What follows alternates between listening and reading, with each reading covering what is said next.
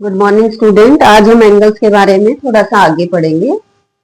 देखो ये मैंने ड्रॉ किया है एक प्रोट्रैक्टर। इसको में हम किस लिए यूज करते हैं? एंगल को मेजर करने के लिए। अब ये कैसा होता है, देखो इस तरह से आपको मिलेगा। इसमें क्या होता है, जो हमारी जो नीचे वाली लाइन होती है इसको हम क्या बोलते हैं? Base line. और जो बीच का ये जो लाइन होता है बिल्कुल सेंटर में जो होता है इसको हम बोलते हैं सेंटर मार्क। इसमें दो हमारे पास स्केल दिए होते हैं, एक होता है इनर स्केल और एक होता है आउटर स्केल। अब इसको कैसे मेजर करते हैं? मान लो जैसे मैंने कोई भी लाइन ड्रॉ करी है, कोई भी ड्रॉ कर लो, ठीक है, जैसे ये हो गया।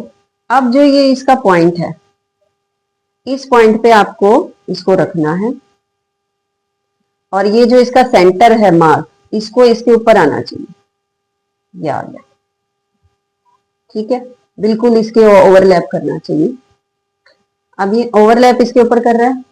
अब हमें कोई भी एंगल मेजर करना है, जैसे मान लो मेरे को करना है 40 डिग्री, तो मैं ये नीचे वाला जो इनर स्केल है उससे देखूं, क्योंकि ये हमारी क्या है, जीरो की लाइन है। जीरो के बाद ऊपर बढ़ते जाएंगे तो क्या आ जाएगा? 40। तो ये इधर क्या आ जाएगा? 40। ठीक है, तो ये हमारा क्या बन गया? 40 डिग्री। इसको जैसे हम ज्वाइन कर देते हैं, ये क्या बन गया? 40। ठीक है, इसी तरह से कुछ और मेजर करना हो तो अब जैसे मान लो अब ये तो हो गया 40। अब आउटर का कैसे करेंगे? जैसे मान लो कोई भी लाइन ड्रॉ करनी है, ठीक है। अब मुझे जैसे इस आउटर स्केल से मेजर करना है तो मैं कैसे करूंगी? जैसे अब इस पर ये रखो, जैसे हमारा ये होता है 0 डिग्री, तो हमें को इसी तरह से देखना है कि ये 0 डिग्री है। तो इस 0 डिग्री का देखो, अगर मैं इधर से देखूंगी तो ये 0 डिग्री आ रहा है, और अगर यहां से देखूं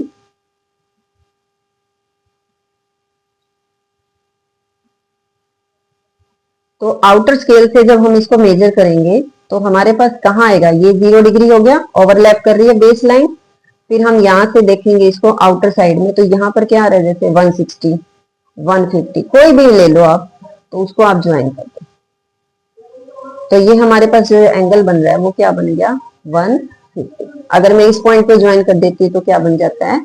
160। तो इस तरह से हम एंगल को क्या करेंगे? मेजर करेंगे। अब हमें क्या पढ़ना है? Types of angle. एंगल की कितनी तरह के होते हैं?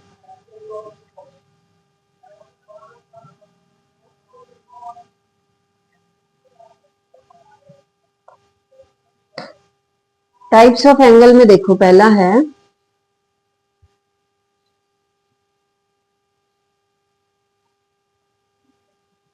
Zero angle. जीरो एंगल क्या होगा? जिसका मेजरमेंट कितना हो? 0 degree. Then two arms of an angle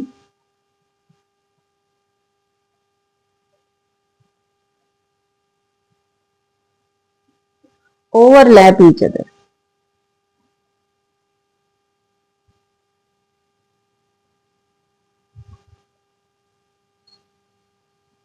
Then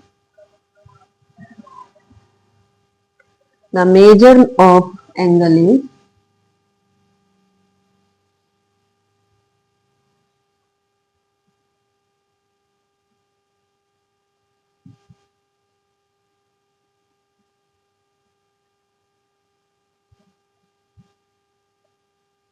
zero degree.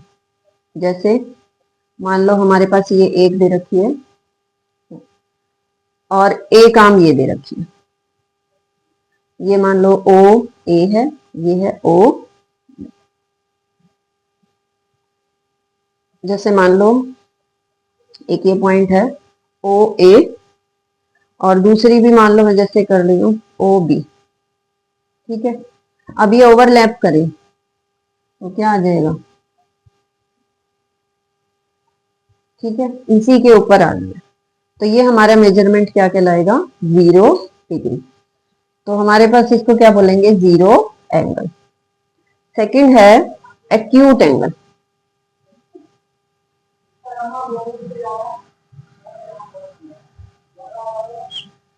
Acute angle में क्या होगा, जिसका मेजर क्या होगा, 90 से छोटा हो और 0 से बड़ा।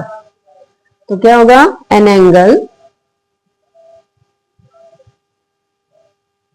whose measure is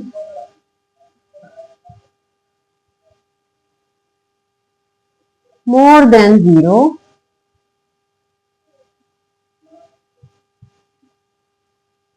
and but less than 90। ठीक है, तो उसे हम क्या बोलेंगे, एक्यूट। अब इसमें कौन से आ सकते हैं, 0 से तो बड़ा होना चाहिए और 90 से छोटा, तो हम कुछ भी ले सकते हैं, जैसे 35 ले लिया, तो ये हमारे पास क्या हो जाएगा, एक्यूट एंगल हो जाएगा। तो इधर क्या आ जाएगा, here A O B is 35 degree and acute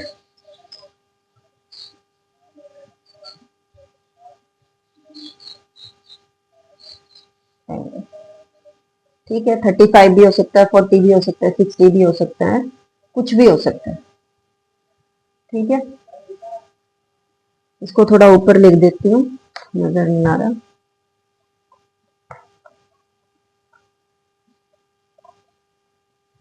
जैसे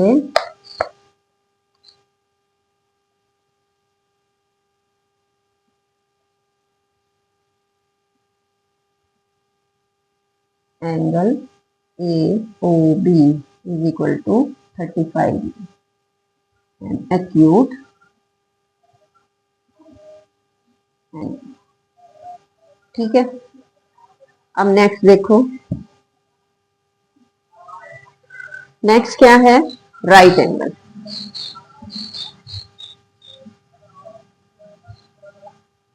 राइट एंगल कौन सा एंगल होगा, जिसका मेजरमेंट क्या होगा, 90 डिग्री।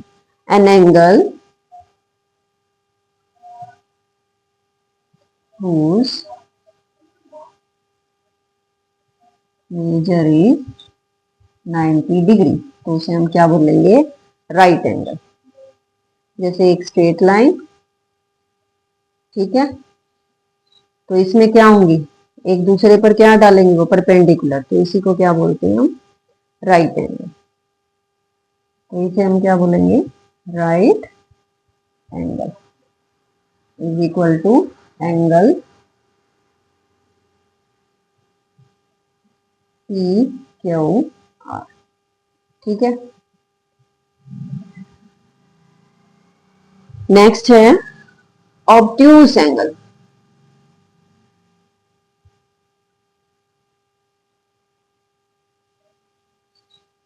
ऑब्ट्यूस एंगल कौन सा होगा, जो 90 से बड़ा हो और 180 से छोटा हो। N angle whose measure is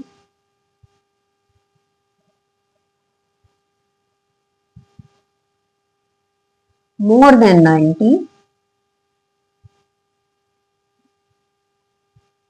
but less than 180 degree. ठीक है, तो ये हमारे पास क्या कहलाता है, ऑब्ट्यूस एंगल। जैसे कोई भी एंगल ले लो,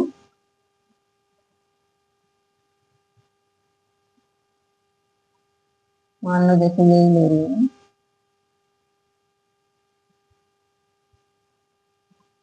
120, तो angle A O B is equal to 120 degree, जैसे हम क्या बोलेंगे, ऑब्ट्यूस एंगल। ठीक है,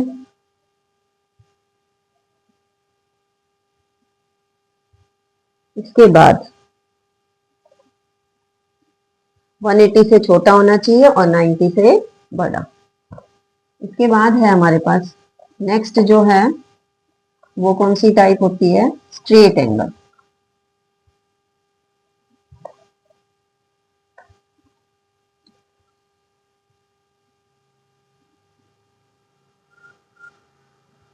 स्ट्रेट एंगल कौन सा एंगल होगा जिसका मेजरमेंट क्या होगा 180।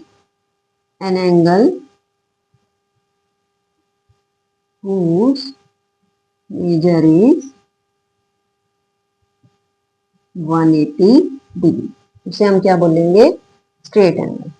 और 180 कैसे होता है, ये हमारे पास एक रे है और इसके अपोजिट में जब दूसरी आ जाती है, थोड़ा रफली ड्रॉ कर रही हूँ, वैसे आप जब से उससे करोगे डी लेके करोगे यानी प्रोट्रैक्टर से, तो आपका क्या होगा, जो बिल्कुल स्ट्रेट लाइन आती है जैसे ये वाला है, ये इधर क्या आ रही है 180। ठीक है, तो ये क्या है हमारे पास 180। तो angle A O B is equal to 180 degree, और ये क्या है स्ट्रेट एंगल। नेमिंग आप कुछ भी कर सकते हो, मैं ए ओ बी ले रही हूँ, आप पी क्यू आर ले सकते हो, कुछ भी ले सकते हो, बस आपका जो ये बीच का वर्टेक्स होता है ये बीच में आना चाहिए, जो इन दोनों जो इसकी भुजाएं होती है आर्म्स होती है उसके जहां पर ये मिलती है वो वाला पॉइंट आपको बीच में रखना होता है। इसके बाद है रिफ्लेक्स एंगल। रिफ्लेक्स एंगल कौन से एंगल होते हैं, जो 180 से बड़े हो 360 से छोटे हो। एन एंगल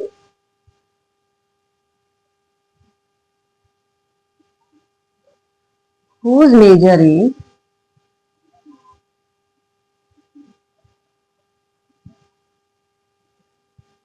more than 180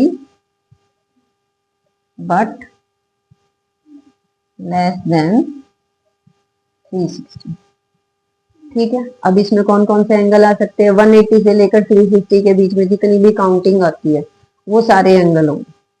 तो अब इसको जैसे रिप्रेजेंट कैसे करेंगे, यहां से हमारा क्या आ रहा था 180 आ रहा था ऐसे, और 180 से नीचे चले जाओ। ठीक है, तो ये वाला जो पूरा एंगल है ये क्या कहलाता है रिफ्लेक्स एंगल। अब इसका कुछ भी लिख सकते हो आप, जैसे यहाँ पर हमारा क्या बनता है 270 बनता है, तो इससे थोड़ा सा कम कर लो, इसको 250 बना लो, तो क्या बन गया 250 डिग्री। ठीक है, आप उससे भी कर सकते हो, इससे मेजरमेंट करके भी कर सकते हो। तो 250 डिग्री हमारे पास क्या आ जाएगा रिफ्लेक्स एंगल। कोई भी 360 से छोटा होगा और 180 से बड़ा होगा उसे हम क्या बोलते हैं reflex angle.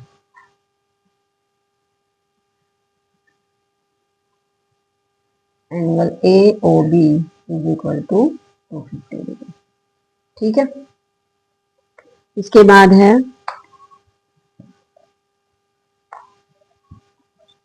Complete angle.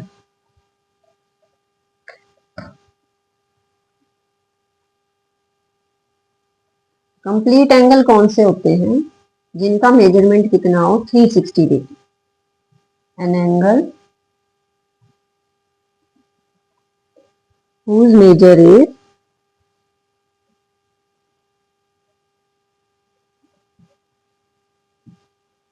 360 degree, यानी ये यहां से स्टार्ट हो और ये पूरा कंप्लीट कर दे।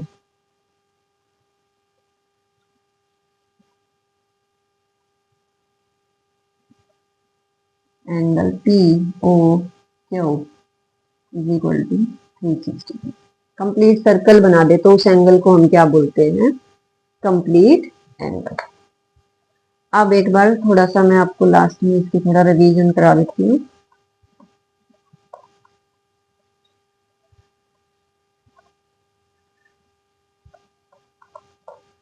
इसमें क्या पढ़ा हमने,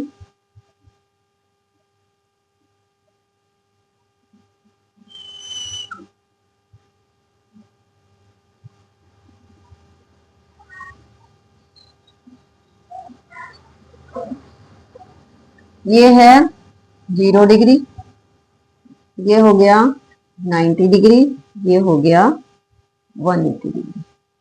अब 0 डिग्री को हम क्या बोलेंगे जीरो एंगल। ठीक है। 90 डिग्री को हम क्या बोलेंगे? Right angle. ठीक है। 180 डिग्री को हम क्या बोलेंगे? Straight angle. ठीक है। और फिर कंप्लीट सर्कल बन जाएगा तो वहां पर क्या आ जाता है? 360 आ जाता है कंप्लीट होने के बाद, तो उसे हम क्या बोलते हैं? Complete angle. यानी ये वाली जो रेज है वापस घूम के इसी पर घूम कर आई, इस पे ओवरलैप करती है तो क्या बनता है? 0 डिग्री। लेकिन जब एंगल पूरा रोटेट करके वापस उसी पोजीशन पे आता है तो उसे हम क्या बोलते हैं? Complete angle. अब देखो 0 से लेकर 90 के बीच में जितने भी एंगल आएंगे वो क्या कहलाएंगे? एक्यूट। क्या होंगे वो? लेस देन 90 और ग्रेटर देन 0। ठीक है। इक्वल नहीं लगाना है इसमें, क्योंकि इक्वल लगा देंगे तो 0 भी इंक्लूड हो जाएगा, और इधर इक्वल लगा देंगे तो 90 भी इंक्लूड हो जाएगा। ये हमें इंक्लूड नहीं करना। ठीक है। इससे तो छोटे, 90 से छोटे और 0 से बड़े क्या कहलाएंगे? Acute angle. फिर 90 से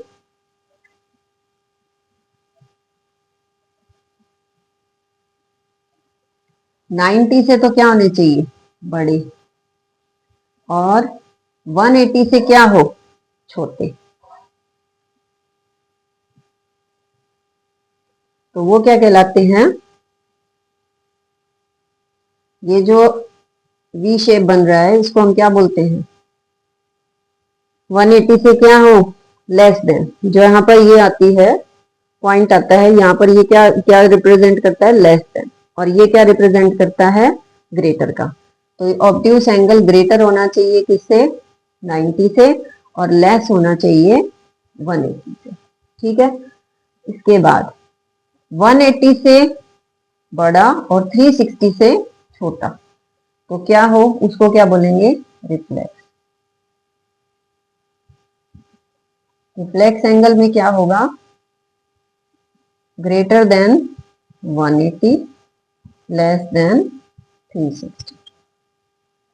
ठीक है। क्लियर हो गया? एक्यूट एंगल में क्या होगा? Less than 90, greater than 0। Obtuse angle में क्या होगा? ग्रेटर देन 90 और लेस देन 180। रिफ्लेक्स एंगल में क्या होगा? Less than 360, greater than 180। 0 degree को क्या बोलेंगे? 0 एंगल। पूरा कंप्लीट जो फुल रोटेशन पूरा कर लेता है अपना, उसको हम क्या बोलेंगे? Complete angle. 90 डिग्री जहां पर बने उसे हम क्या बोलेंगे? Right angle. और 180 जहां बनेगा वो क्या बोले जाएगा? Straight angle. आज के लिए बस इतना, नेक्स्ट क्लास में मिलेंगे।